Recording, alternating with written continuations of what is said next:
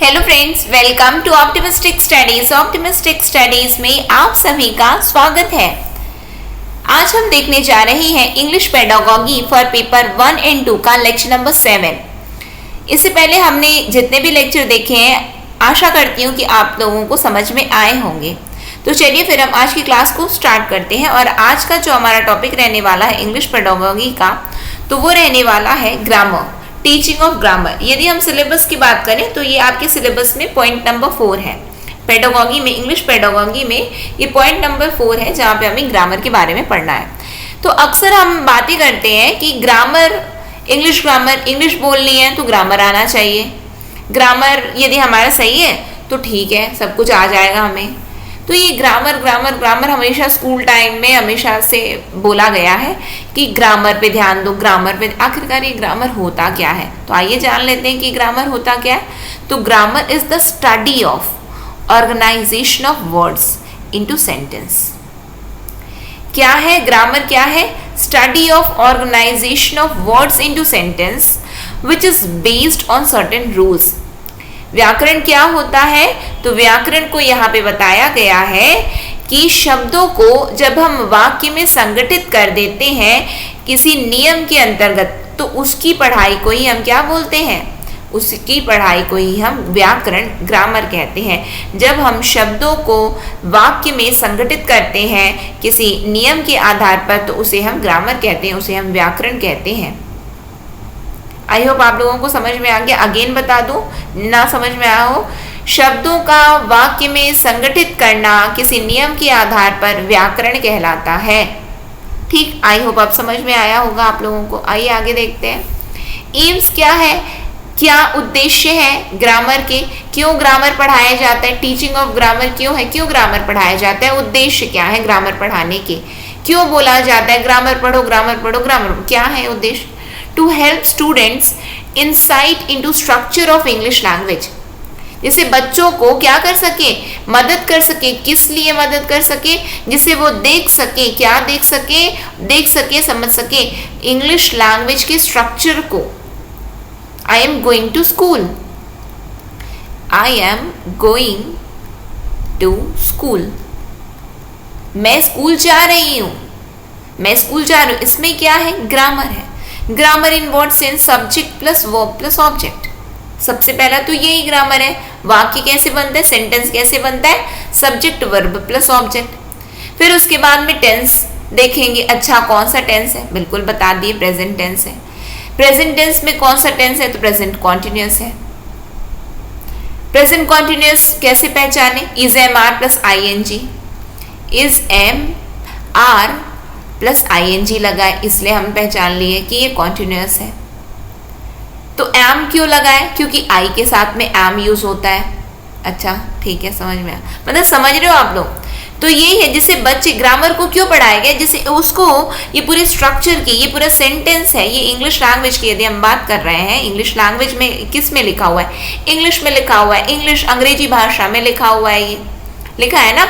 तो उसको हम हमारी एक दृष्टि आ सके, हम समझ सके कि अच्छा ये स्ट्रक्चर होता है इंग्लिश लैंग्वेज का, इसीलिए ग्रामर पढ़ाया जाता है। समझ में आया? उद्देश्य ये हुआ। फिर क्या है? To enable the students to develop their understanding about the rules of grammar through use and practice. जिससे बच्चे समझ सके कि आखिर इन नियमों को हमें कैसे प्रयोग में लाना है, नियमों को हमें कैसे प्रयोग में लाना है। कैसे सीख सकेंगे? जब वो उनका इस्तेमाल कर रहे हैं, उनका वो प्रयोग कर रहे हैं। प्रयोग करके आप लिखिए। अब मैंने बोला I am going to school, आप लोग भी बोलिए I am going to school. ठीक है, I am going to market, I go to market. ठीक है, आई वेंट टू मार्केट। तो इस तरीके से आप लोगों को जब आप यूज करेंगे, हाँ मैं कर रहा हूँ, कर रही हूँ, गया था, गई थी, जाऊंगा, जाऊंगी, तो ये सभी चीजें आप अपने में अब उसको यूज कर रहे हो, प्रैक्टिस कर रहे हो, तो आप लोगों में ये डेवलप हो सके, इसका विकास हो सके और आप समझ सको कि कब कहाँ किसको कैसे यूज करना है। यदि इज है तो अच्छा प्रेजेंट है, वॉज है, वर है, अच्छा तो समझ में आ गया, अच्छा पास्ट की बात बताई जा रही है, हैड है, पास्ट की बात बताई जा रही है। विल है, शाल है, अच्छा फ्यूचर की बात बताई जाए। आप जिससे समझ सके, उद्देश्य क्या है, to enable the student to develop their understanding, समझ विकसित हो सके जिससे, किसकी, तो ग्रामर के नियम, व्याकरण के नियमों की कैसे विकसित होगी, जब प्रयोग में लाया जाएगा, जब प्रयोग में लाया जाएगा, ठीक है, यूज एंड प्रैक्टिस से आएगा। फिर क्या है, to enable the student to assimilate the correct pattern of the language with rule memorization. फिर बच्चों को क्या करना है, बच्चों को अनेबल करना जिससे वो क्या कर सके। अब हमने लिख दिया, जब जैसे कि मैंने लिखा I am going to school, I am going to school, यहां पे मैंने लिखा है। अब यहां पे हमने और कुछ लिख दिया, क्या लिख दिया, I going school, I going school. इसका कोई मतलब समझ में आ रहा है, मतलब कि मैं यहाँ पे बोलना चाहूंगी, यहाँ पे मैं बोलना चाह रही थी, क्या बोलना चाह रही थी कि मैं स्कूल जा रही हूँ, आई गोइंग टू स्कूल मैंने बोल दिया, ठीक। तो यहाँ पे तो ये तो गलत है ना, आई गोइंग टू स्कूल तो कुछ नहीं होता है। यानी कि बच्चों को एनेबल कर सके कि वो क्या कर सके कि करेक्ट पैटर्न, भाषा के सही प्रकरण, पैटर्न को समझ सके कि किस पैटर्न में हमको यूज करना है। हमने केवल ये देखा सब्जेक्ट वर्ब प्लस ऑब्जेक्ट, लेकिन फिर भी ये जब हम यहाँ पे हमें किस तरीके से उसको यूज करना है, जब हमें यही नहीं आएगा, जब हमको रूल याद नहीं है, कंटिन्यूस में यदि हम बोल रहे हैं तो रूल तो याद होना चाहिए ना कि अच्छा इसका ये रूल है। तो बच्चों को अनेबल कर सके कि आप क्या भाषा के आप करेक्ट पैटर्न को समझ सको, उसको संग्रहित करके आप लिख सको। तो ये उसका ग्रामर का उद्देश्य है। संग्रहण आना चाहिए कैसे, जब हम रूल को याद करेंगे तब जाकर के हम एसिमुलेट कर पाएंगे, करेक्ट पैटर्न को समझ सकेंगे, ठीक। ये इसका तीसरा उद्देश्य हुआ। फिर क्या है, to enable the student to speak and write correctly. जब हम संग्रहित करना जान गए और जब हम याद कर लिए हैं ग्रामर को, तो हम क्या बन सकेंगे, हम बोल सकेंगे, हम लिख सकेंगे, स्पीक, हम बोल सकेंगे और लिख सकेंगे सही। क्योंकि हमने जान लिया। तो ये इसका चौथा उद्देश्य हुआ। मोर यूज ऑफ फंक्शनल ग्रामर, का मतलब समझते हैं। फंक्शनल ग्रामर मतलब क्विक, आपको जो भी बोलना है इंग्लिश में बोल रहे हो, क्योंकि आप वहां पे ग्रामर के यूज को समझ गए। मोर यूज ऑफ फंक्शनल ग्रामर, ज्यादा से ज्यादा आप क्या कर रहे हो, फंक्शनल ग्रामर मतलब तुरंत आपको जो भी फंक्शन, आप जो कार्य कर रहे हो, कार्यात्मक तरीके से व्याकरण का प्रयोग करना। समझ में आ रहा है। फिर क्या है, to enable the students understand grammar through context text comprehension. अब यहाँ पे इतना बड़ा कोई सा लेख लिखा हुआ है, अब उसमें यदि आपको ग्रामर आता है, ग्रामर का उद्देश्य क्या है, जिसे जो भी यहाँ पे लिखा है आप समझ सको, आप उसकी ग्रामर को समझ सको कि अच्छा ये क्या बोल रहा है। अच्छा यहाँ पे जैसे आप रीड करना स्टार्ट किए तो आपको समझ में आया, अच्छा ये जो लेख लिखा है ना, प्रेजेंट की बात बताई जाए, वर्तमान की बात, अच्छा ये जो लेख लिखा है ना, यहाँ पे ना पास्ट यानी कि कोई पुरानी घटना के बारे में यहाँ पे विवरण दिया हुआ है। अच्छा यहाँ पे ना हाइपोथेटिकल कॉन्सेप्ट दिया हुआ है, यानी कि कुछ होगा, कुछ मनगढ़ंत सा दे दिया है। अच्छा यानी कि भविष्य की कल्पना यहाँ पे की गई है, कि समझ में आ रहा है। जब आपको पता है तो ग्रामर का ये उद्देश्य हुआ कि बच्चों को अनेबल कर सके कि वो ग्रामर अंडरस्टैंड कर सके, ग्रामर को किस अनुसार कि जो दिया है आप कॉन्टेक्स्ट है, टेक्स्ट है, कॉम्प्रिहेंशन, जो कुछ भी दिया है उसके अनुसार आप पढ़ सको। जैसे कि आपके एग्जाम में अनसीन पैसेज आएगा, तो आपको पता हो जाए, जैसे ही आप पढ़ना स्टार्ट करेंगे, वॉज देखेंगे, हर जगह वॉज, वर, हैड ये देख रहे हैं तो समझ में अच्छा कोई ना भूतकाल की कोई बात बताई जा रही है, यानी कि कुछ ऐसा है कि यहाँ पे क्या बताया गया कि पास्ट की बात की जा रही है यहाँ पे, ठीक है। समझ में आ रहा है आप लोगों, तो ये उद्देश्य है ग्रामर के। फिर उसके बाद मेथड्स ऑफ टीचिंग ग्रामर क्या है, किस तरीके से पढ़ाया जाए, ग्रामर को कैसे पढ़ाया जाए। तो क्या बताया, पहला मेथड क्या है, ट्रेडिशनल मेथड, परंपरागत तरीका। परंपरागत तरीके में क्या होता है, items taught with help of grammar book, जो कुछ भी पढ़ाना है बस बुक देख करके पढ़ा दिए। कौन सी बुक, तो व्याकरण की बुक। ये परंपरागत तरीका होता है कि बुक देखो बच्चों को पढ़ा दो, ठीक। ये पहला तरीका हुआ।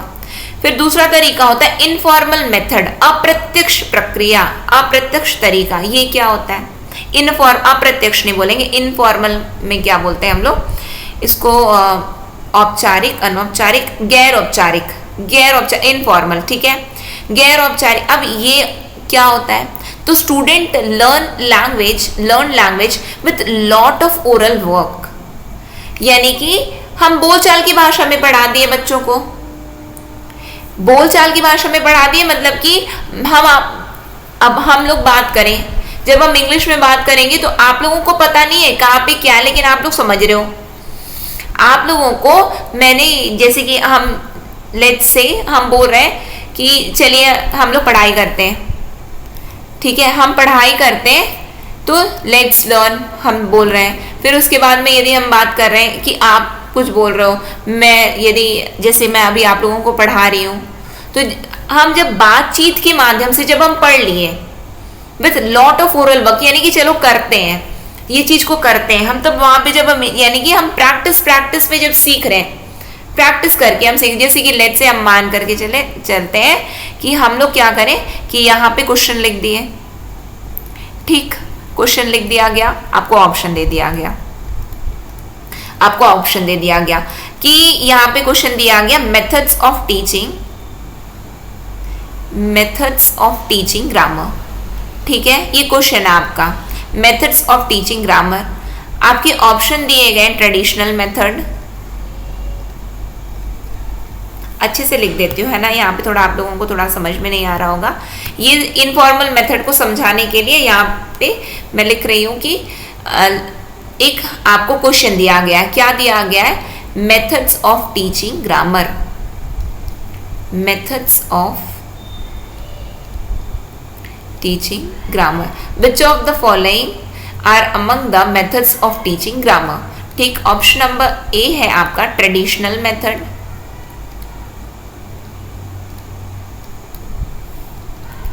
Traditional method. Option number B है आपका इनफॉर्मल मेथड,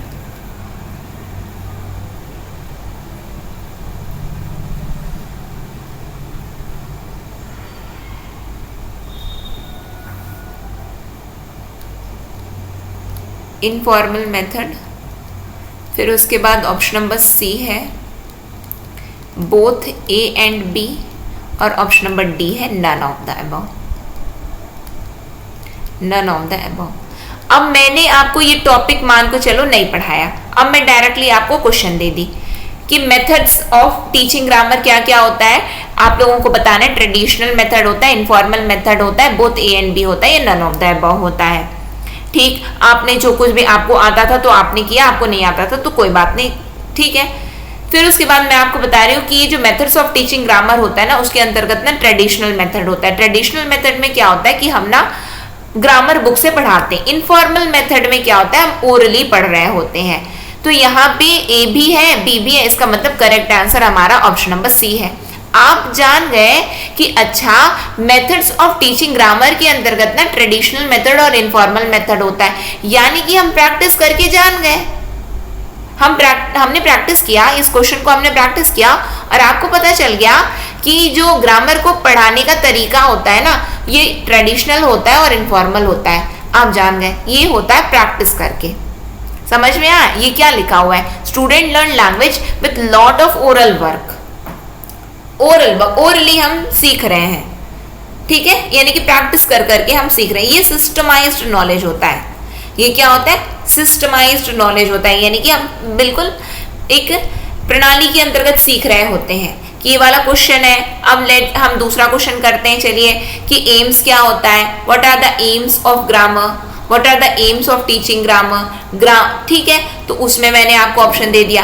अब आपको पता नहीं था कि क्या क्या एम्स होता है, अब मैं वहां पे आपको बता रही हूँ कि ऑप्शन नंबर ए भी होता है, ऑप्शन नंबर बी भी होता है, ऑप्शन नंबर सी भी होता है। यानी कि जो ऑप्शन नंबर डी में लिखा है ना, ऑल ऑफ द अबव, उपरोक्त सही, तो ये आपका करेक्ट आंसर है। मैंने आपको ये बताया, तो आपको ये पता चल गया कि अच्छा ग्रामर की ना उद्देश्य ये तीनों होते हैं, तब जा करके ना उपरोक्त सभी आप जान गए, प्रैक्टिस करके हम सीख गए। ये होता है इनफॉर्मल मेथड, ठीक है, यानी कि बोलचाल की भाषा में प्रैक्टिस कर करके हम सीख जाते हैं ग्रामर। ठीक, समझ में आया? इतनी चीजें क्लियर है ना मेथड्स ऑफ टीचिंग ग्रामर? इतना बताने के पीछे का कारण समझ में आया आप लोगों को? गलत नहीं होना चाहिए आप लोगों का, है ना? एग्जाम में यदि इस तरीके का कोई भी प्रश्न बनता है तो आप लोगों से गलत नहीं होना चाहिए। फिर उसके बाद में थर्ड मेथड होता है reference and correlation method. Reference और कोरिलेशन मेथड मतलब क्या होता है? Grammar is taught while teaching the text book और a composition, it is called incidental method. अब रेफरेंस एंड कोरिलेशन मेथड क्या होता है? इतना बड़ा कोई सा लेख लिखा हुआ है, ठीक, कोई सा पैसेज लिखा है। अब वो पैसेज में मैं आप लोगों को क्या बता रही हूँ, यहाँ पे लिखा है कि Ram is going to school. Ram is going to school daily.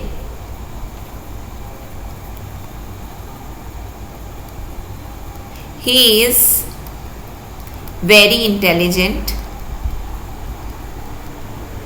He is very intelligent. ठीक है? तो इस तरीके से जब हम क्या कर रहे हैं, कोई सा लेख लिखा हुआ है। अब मैं आप लोगों को यहाँ पे बता रही हूँ, ये जो राम है ना, राम को हम यहाँ पे सब्जेक्ट ले लेंगे, ये इस लिखा है और ये गोइंग टू स्कूल लिखा है, तो subject plus verb plus object होता है। ये क्या होता है, एक सेंटेंस को इंग्लिश में जब हम सेंटेंस बनाते हैं तो सब्जेक्ट वर्ब प्लस ऑब्जेक्ट का फॉर्म होता है। जब कहीं भी is am are plus ING यदि आप देखेंगे तो उसको आपको क्या टिक करना है, उसको आपके दिमाग में तुरंत आना चाहिए, वो ना प्रेजेंट कॉन्टिन्यूअस टेंस हो रहा है, यानी कि जो प्रक्रिया जो चल रही है अभी प्रेजेंट में, वर्तमान में, तो उसको हम बोलते हैं प्रेजेंट कॉन्टिन्यूअस टेंस। तो आप लोगों को याद रखना है is am are plus ING वो कॉन्टिन्यूअस होता है। जहां कहीं भी ING देखना है तो आप लोगों को कॉन्टिन्यूअस आपके दिमाग में आना चाहिए। बिल्कुल आप समझ गए? तो इस तरीके से जब कोई लेख लिखा है और उसके बाद में हम वहां पे ग्रामर को पढ़ रहे हैं, यानी कि उस कॉन्टेक्स्ट में हम पढ़ रहे हैं, किसी टेक्स्ट बुक किसी कंपोजिशन के आधार पर हम पढ़ रहे हैं, उसको हम बोलेंगे रेफरेंस और कोरिलेशन मेथड। यानी कि हम अलग से ग्रामर करने के लिए नहीं बैठे हैं, हम कोई सा बुक पढ़ रहे हैं और बुक पढ़ते पढ़ते कोई सा रेफरेंस आया है, कोई सा कोरिलेट कर रहा है कोई चीज, तो वहां पे हमने ग्रामर पढ़ लिया। ये तीसरा मेथड होता है। समझ में आया? क्लियर है चीजें? फिर उसके बाद चौथा मेथड होता है। चौथा क्या होता है? इंडक्टिव एंड डिडक्टिव मेथड, और ये सबसे बेस्ट मेथड माना जाता है। इंडक्टिव का क्या मतलब होता है?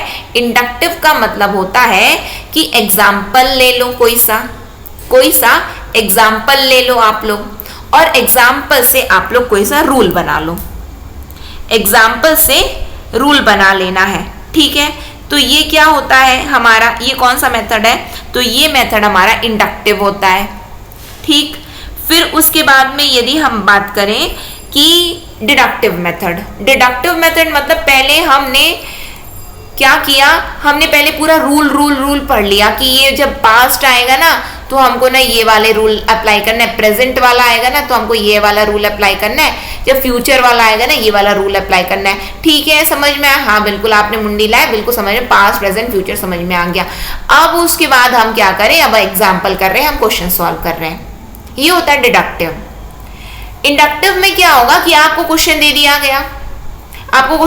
गया, वहां पे अब जो कुछ भी ग्रामर वहां पे अब जो भी कंटेक्स्ट दिया हुआ है, जो कुछ भी आया हुआ है, अब वहां पे आप लोगों को बता दिया जाए। जैसे कि हम वॉइस कर रहे हैं, हम कोई सा क्वेश्चन कर रहे हैं, ठीक है, हम कोई सा क्वेश्चन, यहाँ पे आपको क्वेश्चन दिया हुआ है, यहाँ पे आपके ऑप्शन दिए गए हैं, आपको अलग से कोई रूल बताया नहीं गया, और वहीं पे एग्जाम्पल के वक्त ही आपको रूल जो है क्या किया गया, बताया जा रहा है। एग्जाम्पल से रूल में हम आए हैं, तो आप में कॉन्सेप्चुअल क्लैरिटी हो रही है, क्या हो रही है कि अच्छा ये वाला इस तरीके से है ना, तो ये वाला रूल लग रहा है।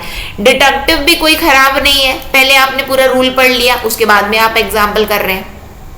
इसीलिए इंडक्टिव और डिडक्टिव मेथड बेस्ट मेथड माना जाता है। किसके कंपैरिजन में? तो इतने जो हमने देखे, रेफरेंस और कोरिलेशन, यानी कि आप पूरा लेख लेकर के आए, यानी कि कोई टेक्स्ट बुक आप पढ़ रहे हैं और टेक्स्ट बुक में जहां कहीं भी ग्रामर यूज हो रहा है वहां पे बताया जा रहा है। ये इंसिडेंटल मेथड है, यानी कि अचानक से कोई चीज सामने आ गई तो बता दिया गया, ठीक। फिर उसके बाद में क्या था, तो इनफॉर्मल मेथड है। इसमें क्या किया जाता है, हम ओरली सीखते हैं, हम ओरली यानी कि प्रैक्टिस कर करके सीखते हैं, हम प्रैक्टिस कर करके सीखते हैं। ट्रेडिशनल मेथड मतलब ग्रामर की बुक उठाओ और पढ़ाना स्टार्ट कर दो, ग्रामर की बुक उठा करके पढ़ाना स्टार्ट कर दो, तो वो ट्रेडिशनल परंपरागत मेथड होता है। समझ में आ गया? इतनी चीजें क्लियर है? यदि इतनी चीजें क्लियर है तो फिर हम क्वेश्चन सॉल्व करें। ठीक है, एमसीक्यू सॉल्व करते हैं हम लोग। बताना आप लोग कमेंट सेक्शन में कमेंट करके बताएंगे चीजें, मतलब कि आप लोगों को चीजें समझ में आ रही है या नहीं आ रही मुझे, क्योंकि आपके रेस्पॉन्स नहीं आते तो मुझे समझ में नहीं आता कि आप लोगों को चीजें समझ में आ भी रही हैं या नहीं आ रही हैं। तो बिल्कुल बताइए कि आप लोगों को समझ में आ रहा है या नहीं आ रहा है। आइए हम एमसीक्यू सॉल्व कर लेते हैं। एमसीक्यू की यदि हम बात करें तो हमारा फर्स्ट क्वेश्चन दिया हुआ है, Ritu often makes error in subject verb concord, the teacher can help her by taking up many examples for the entire class and paying special attention to Ritu, explaining to her the rules of grammar, asking Ritu to learn the rules and scolding her, asking Ritu to write the rules 10 times in her notebook। क्या बोला गया है कि रितु जो है वो गलती किए जा रही है सब्जेक्ट और वर्ब में, सब्जेक्ट और वर्ब में उसको समझ में नहीं आया, वो गलती। अब टीचर उसकी मदद कैसे करेगी? नीचे से आते हैं कि कैसे मदद करेगी, लास्ट ऑप्शन से देखते हैं। ठीक है, क्या दिया हो, asking Ritu to write the rules 10 times in a notebook. नहीं, ये तो कोई पढ़ाने का तरीका नहीं हुआ, ये तो मदद क्या है, ये तो पनिशमेंट है। यहाँ पे क्या लिखा है, teacher can help her by, कैसे मदद करना, पनिशमेंट देके? नहीं। ठीक, asking Ritu to learn the rules and scolding her, डांट करके? तो नहीं, डांट करके टीचर नहीं करेगी। पढ़ाना है, मदद करना चाहते तो वैसे नहीं होगा। Explaining to her the rules of grammar, explaining her to rules of grammar, rules grammar के रूल बता देंगे तो भी क्या वो जान पाएंगी? तो क्या रितु जान पाएगी सब्जेक्ट और वर्ब में जो बार बार वो गलती कर रही है? तो नहीं जान पाएगी। तो कैसे जान पाएगी? Taking up many examples for the entire class and paying special attention to Ritu. वो कैसे सीख सकेगी? रितु बार बार गलती कर रही है सब्जेक्ट वर्ब में, तो केवल अलग से अब रितु को पढ़ाया जाए, क्या किया जाए, बार बार एग्जाम्पल करवाया जाए। हम उदाहरण, चलिए आइए ये वाला उदाहरण देखिए, समझ में आया? किसी बच्चे को आया, किसी बच्चे को नहीं आया। चलिए अब हम ये वाला एग्जाम्पल करते हैं, आया नहीं आया। हम बार बार उसी पैटर्न का क्वेश्चन सॉल्व करेंगे। हम सॉल्व कर रहे हैं बाकी सभी क्लास में। रितु को स्पेशली बोल दो, रितु समझ में आया, क्योंकि हमें पता है कि रितु से गलती हो रही है। रितु समझ में आया तो वो खुद ही बताएगी आ रहा है नहीं आ रहा है। एक समय के बाद में रितु को समझ में आ जाएगा, यानी कि taking up many example for the entire class and paying special attention to Ritu, मदद करनी है ना, क्योंकि पता चल गया कि वो बार बार इसी में गलती कर रही है। तो एग्जाम्पल के जरिए हम जो क्या करेंगे वो सीख जाएगी। समझ में आया? नेक्स्ट क्वेश्चन में हम आ जाते हैं। Grammar should be taught by asking student to learn rules, making learners to do written assignments, giving clear explanations, enabling practice in context। बताइए कैसे ग्रामर को पढ़ाया जाए? बताइए कैसे पढ़ाया जाए? Asking student to learn rules, बस बोल दो कि एक काम करो, नियम पढ़ के आ जाओ, नियम पढ़ के आ जाओ। बताओ कि making learners to return assignment, कि लिख करके लेकर के आओ? नहीं। गिविंग क्लियर एक्सप्लेनेशन, एक्सप्लेनेशन बस देते रह जाएंगे? नहीं। आज फिर अनेबलिंग प्रैक्टिस, प्रैक्टिस करेंगे, बोलते हैं ना इंग्लिश बोलना है, हाँ बोलना है, सीखना है, हाँ सीखना है। कैसे सीखोगे? प्रैक्टिस करो। क्या करोगे? प्रैक्टिस करो। Enabling practice in context, practice करना है कॉन्टेक्स्ट में, तब जाकर के ग्रामर जो है पढ़ा जाएगा। Enabling practice in context. ठीक है, asking student to learn rules, rules rules पे ध्यान ज्यादा नहीं दिया जाता, केवल रूल पढ़ लो, रूल पढ़ लो, तो वो नहीं होता है, वो चीज नहीं होती है। ठीक है, grammar should be taught by enabling practice, practice करोगे तो सीख जाओगे। ठीक है, फिर क्या है? The principle of discovery implies that in a grammar class students engage in activity that require them to think about collaborating, formulate certain rules by working through a number of examples, think consciously of grammar rules while completing an activity, are facilitated by the teacher to avoid grammatical errors। बताया गया है कि the principle of discovery यानी कि शोध का सिद्धांत कहता है कि ग्रामर क्लास में बच्चे क्या करते हैं। ग्रामर क्लास में बच्चे क्या करते हैं? बताइए, ग्रामर क्लास में बच्चे क्या करते हैं? ग्रामर क्लास में बच्चे क्या करते हैं? Engage in activity that require them to think about collaborating, क्या वो किसी गतिविधि में व्यस्त रहते हैं जो कि उनको जो है कोलैबोरेशन के लिए बोलता है, यानी कि चलो मिल करके कुछ काम करें हम, इसमें वो व्यस्त रहते हैं, या फिर formulate certain rules by working through a number of example. Example कर करके वो रूल सीखते हैं, ज्यादा से ज्यादा हम एग्जाम्पल करेंगे, रूल सीखते जाएंगे. Think consciously of grammar rules while completing an activity. कोई भी कार्य कर रहे हैं तो वहां पे उनके दिमाग में चल रहा है ग्रामर का रूल क्या है. कोई भी काम कर रहे हैं तो ग्रामर का रूल चल रहा है. Are facilitated by the teacher to avoid grammatical error. यानी कि टीचर के द्वारा उनको बताया गया है कि ये वाला ना गलती, ये वाला ना ग्रामेटिकल एरर मत करना, ये वाला मत करना. तो बताइए कैसे सीखेंगे बच्चे? ग्रामर की क्लास में क्या करेंगे तो कैसे सीख पाएंगे? तो शोध का सिद्धांत बोलता है ग्रामर क्लास में बच्चे जो है formulate certain rules by working through a number of example. मैंने आपको इंडक्टिव वाला बताया ना, इंडक्टिव वाला एग्जाम्पल टू रूल है. एग्जाम्पल टू रूल है, एग्जाम्पल करते जाओ, रूल सीखते जाओ. ज्यादा से ज्यादा एग्जाम्पल करोगे, रूल सीखते जाओगे. ठीक, करेक्ट आंसर क्या है? Formulate certain rules by working through a number of example. ठीक है, फिर क्या है? When a test item expect the learners to use tense forms, voice, connectors, preposition and articles accurately. Such an approach can be called. When a test item expect the learner, यानी कि बच्चों से test item demand कर रहा है कि आपको क्या आना चाहिए, आपको tense, voice, connector, preposition, articles अच्छी तरीके से आना चाहिए. इसे क्या कहा जाता है? इसको क्या मिक्स्ड ग्रामर टास्क बोला जाता है, इम्प्रॉपर ग्रामर टेस्टिंग बोला जाता है, इंटीग्रेटेड ग्रामर टेस्टिंग बोला जाता है, या asserted grammar testing, grammar practice बोला जाता है. इसको क्या बोला जाता है ये आपसे पूछा जा रहा है. जहां पे आपको टेंस पता होना चाहिए, वॉइस, कनेक्टर, प्रीपोजिशन और आर्टिकल्स अच्छी तरीके से पता होना चाहिए, तो इसको हम क्या बोलेंगे? तो इसको हम बोलते हैं इंटीग्रेटेड. क्या बोलते हैं हम? Integrated grammar testing. इंटीग्रेशन हुआ है, सब लोग, सबको हम एक साथ कर रहे हैं. टेंस भी पता होना चाहिए, वॉइस पता होना चाहिए, कनेक्टर्स, प्रीपोजिशन, आर्टिकल्स एक्यूरेटली. तो इस अप्रोच को क्या बोला जाता है? इंटीग्रेटेड ग्रामर टेस्टिंग बोला जाता है. ठीक, जैसे कि हम पढ़ रहे हैं वॉइस. अब वॉइस को पढ़ाते वक्त तुरंत मैंने आपको बोला कि वॉइस को पढ़ने के लिए आपको ना टेंस पता होना चाहिए. बिल्कुल, अब टेंस आ गए. अब टेंस को पढ़ने के लिए आप लोगों को एक आइडिया ये होना चाहिए आर्टिकल्स के बारे में. आप लोगों को ए एंड द के बारे में पता होना चाहिए. मतलब एग्जाम्पल बता रही हूँ, है ना. ए एंड द पढ़ने चले गए हम लोग, ए एंड द पढ़ लिए. फिर उसके बाद में प्रीपोजिशन उसके बाद में आप लोगों को पढ़ना ही है.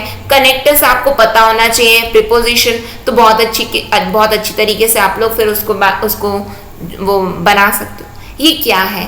तो ये सभी के बारे में आप लोगों को जो ज्ञान होना चाहिए. तो इस अप्रोच को क्या बोलेंगे? इंटीग्रेटेड ग्रामर टेस्टिंग बोलेंगे. केवल मैंने एग्जाम्पल से आपको समझाया है ना. Teaching grammar is useful to improve. Grammar को पढ़ाना किस में हमारी मदद करता है? ठीक है, क्या चीज को इंप्रूव करने में हमारी मदद करता है? न्यूमरेसी, एक्यूरेसी, फ्लुएंसी या लिटरेसी? बताइए. Teaching grammar is useful to improve. किसका विकास होता है यदि हम ग्रामर सीख जाएंगे? न्यूमरेसी तो नंबर होता है ना, नंबर सिस्टम होता है. तो न्यूमरेसी मतलब तो तुम फिर मैथ सीख जाओ. फिर उसके बाद में एक्यूरेसी आएगा क्या? कि फ्लुएंसी. फ्लुएंसी कब आती है? हम बहुत एकदम फ्लुएंटली कब बोल पाते? बताइए. आप बोलना स्टार्ट करो ना, आप इंग्लिश बोलना स्टार्ट करो. हम अटकेंगे कहाँ? हम ज्यादा ग्रामर में नहीं अटकेंगे. तो बोलो कहाँ अटकेंगे?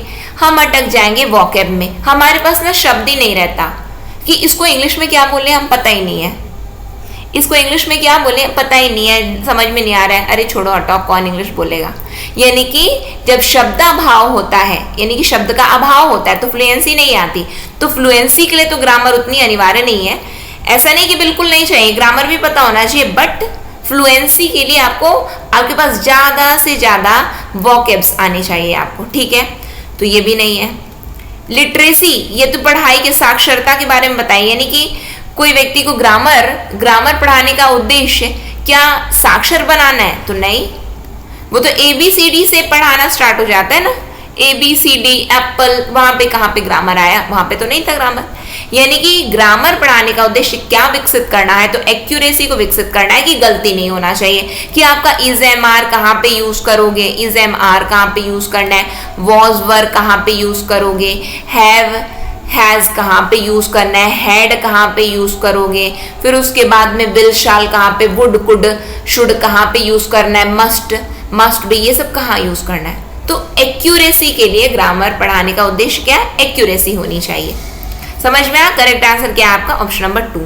ठीक, फिर उसके बाद में क्या है? Functional grammar refers to, functional grammar refers to what? Learning grammar through the rules of language, learning grammar in isolation, learning grammar in a given context, learning grammar by knowing the technicalities of language। बताइए functional grammar क्या होता है? Functional grammar का मतलब क्या होता है? तो फंक्शनल ग्रामर का मतलब होता है कि कार्यात्मक, कार्यात्मक मतलब क्या है कि यानी कि आप ग्रामर को पढ़ रहे हो रूल्स के हिसाब से कि भाषा के नियम क्या है, नहीं कि ग्रामर पढ़ना है अकेले बैठ करके पढ़ेंगे अच्छी अंडरस्टैंडिंग होगी, नहीं, बिल्कुल नहीं। फिर क्या है? Learning grammar in a given context, कार्यात्मक जो कर रहे हो तो उसी से सीखो। ये पूछा गया ना फंक्शनल ग्रामर का मतलब क्या होता है? फंक्शनल ग्रामर का मतलब होता है कि जो भी कर रहे हो यानी कि जो भी कॉन्टेक्स्ट है, जो संदर्भ है, उसी के संदर्भ यानी कि बोला गया है ना कि इस संदर्भ ये जो भी देख रहे हैं इस कॉन्टेक्स्ट की यदि हम बातें करें तो यानी कि इस संदर्भ में क्या बताया गया है, यदि हम इसकी बात करें यानी कि आपको ग्रामर कॉन्टेक्स्ट में ही जब आप सीख जा रहे हो ग्रामर को तो उसको ही फंक्शनल बोलेंगे, कार्यात्मक व्याकरण। ठीक है, फिर learning grammar bye knowing the technicalities of the language, यानी कि हम जान रहे हैं कि लैंग्वेज में, भाषा में क्या क्या टेक्निकलिटीज है, हमें कैसे कैसे उसको यूज करना है, तो नहीं, वो फंक्शनल ग्रामर नहीं होता है। करेक्ट आंसर क्या है? Learning grammar in a given context. कि यहाँ पे आपको मान के चलते हैं, यहाँ पे आपको सेंटेंस दिए गए, अब वहां पे यदि जान रहे हो कि यहाँ पे कौन सी ग्रामर है, पास्ट है, प्रेजेंट है, फ्यूचर है, यहाँ पे आर्टिकल कौन सा है, यहाँ पे वॉइस कौन है, एक्टिव है, पैसिव है, नरेशन डायरेक्ट स्पीच है या इनडायरेक्ट स्पीच है, किस में दिया गया, क्या दिया गया, वही फंक्शनल ग्रामर है, यानी कि गिवन कॉन्टेक्स्ट में आप समझ रहे हैं। ठीक, फिर उसके बाद क्या है? Grammatical structure can be practice in a controlled manner, doing composition exercise, explaining the use of particular structure, gap filling grammar exercise, correcting wrong sentence written by the learners। तो grammatical structure can be practiced in a controlled manner। कैसे हो सकेगा कि grammatical structure को आप कैसे आप practice कर पाओगे, बताओ, बस ये पूछा गया। कैसे प्रैक्टिस किया जाता है? तो प्रैक्टिस करने का सबसे बेस्ट तरीका क्या होता है? डूइंग कंपोजिशन एक्सरसाइज, यानी कि पूरे कंपोजिशंस को पढ़ डालो उसको करना है, या explaining the use of particular structure, या गैप फिलिंग ग्रामर एक्सरसाइज, या correcting wrong sentence written by the learners. यानी कि कोई बच्चा जब पढ़ रहा है कुछ गलत लिख दिया है कोई वाक्य तो उसको सही कर दो, तो उससे वो सीख जाएगा। तो सीख जाएगा क्या? ग्रामेटिकल स्ट्रक्चर को, तो वो तो केवल उसी सेंटेंस बस को सीख सका ना, बाकी को सीख सकेगा तो नहीं सीख सकेगा। तो कैसे सीखे? जैसे कि हम मान करके चले हम आर्टिकल का कोई एक्सरसाइज कर रहे हैं, ठीक है, यहाँ पे लिखा गया डैश अम्ब्रेला, ठीक, फिर उसके बाद लिखा है और भी कोई सेंटेंस लिखा और भी कुछ लिखा हुआ है, फिर यहाँ पे डैश लिखा गया है, फिर उसके बाद में फिर से कुछ लिखा है, यहाँ पे डैश लिखा है, फिर से कुछ लिखा हुआ है, यहाँ पे डैश लिखा है। इसमें से होगा क्या? जब आप पढ़ोगे तो आपको ये चीज समझ में आएगा कंट्रोल्ड मैनर में, यानी कि डैश है यहाँ पे ना कुछ अधूरा सा लग रहा है, क्या आएगा? अच्छा, यहाँ पे ना आर्टिकल हमको ए एन द हिमालय लिखा है, हिमालय के आगे ना ये प्राकृतिक है, यानी कि हमें ना ए एन द में द हिमालय लिख देना है। अच्छा, ये समझ में आ गया हमको। तो प्रैक्टिस करने में, यानी कि गैप फिलिंग ग्रामर एक्सरसाइज यदि होती है कि एक्सरसाइज क्या गैप फिलिंग, यहाँ पे क्या आएगा? बच्चे ने बता दिया, अच्छा ये आएगा, बड़े उत्साह के साथ में बच्चे वहां पे बता रहे हैं। तो grammatical structure can be practice in a controlled manner, यानी कि हम जो चाहते हैं केवल उसको बच्चा बोले, तो उसके लिए क्या होगा? तो आप वहां पे गैप दे दो और उसके बाद में बच्चा वहां पे फिल करे। अब आप पूरा का पूरा सेंटेंस ले पाओगे तो वहां पे कंट्रोल्ड मैनर में नहीं हो रहा है आपसे, है ना। आप वहां पे चाह रहे हो कि बच्चा पूरा जाने, तो वहां पे अभी नहीं जान रहा है वो हर चीज। प्रैक्टिस करवाना है तो गैप फिलिंग ग्रामर एक्सरसाइज करवाना है, यानी कि आप गैप दे दीजिए और उसके बाद में बच्चा फिल उसको करता रहेगा। तो वो है होता है grammatical structure can be practice in a controlled manner in this way. ठीक है, तो ये हमने यहाँ पे जो है ग्रामर का पोर्शन जो है कंप्लीट किया। यहाँ से 1 नंबर आपका पक्का है। ठीक, तो ये सेशन को हम यहीं पे एंड करते हैं, फिर नेक्स्ट सेशन में मिलेंगे। आई होप आप सभी को समझ में आया हो तो ज़रूर कमेंट करके बताइएगा कमेंट सेक्शन में, और यदि आपको अच्छा लगा है सेशन तो ज़रूर लाइक कीजिएगा। अपने फ्रेंड्स जिस भी ग्रुप में आप ऐड हैं तो ज़रूर शेयर ज़रूर कीजिएगा, जिससे ज़्यादा से ज़्यादा लोगों को लाभ मिल सके। और यदि अब तक आपने चैनल को सब्सक्राइब नहीं किया तो चैनल को सब्सक्राइब भी कर लीजिए, साथ में बेल नोटिफिकेशन को ऑन रखिए, जिससे हम जो भी वीडियो डालें तो आप तक पहुंचती रहे। नेक्स्ट सेशन में हम बहुत जल्द मिलते हैं। नेक्स्ट सेशन तक के लिए optimistic learning. Thank you for the session. जय हिंद, जय भारत।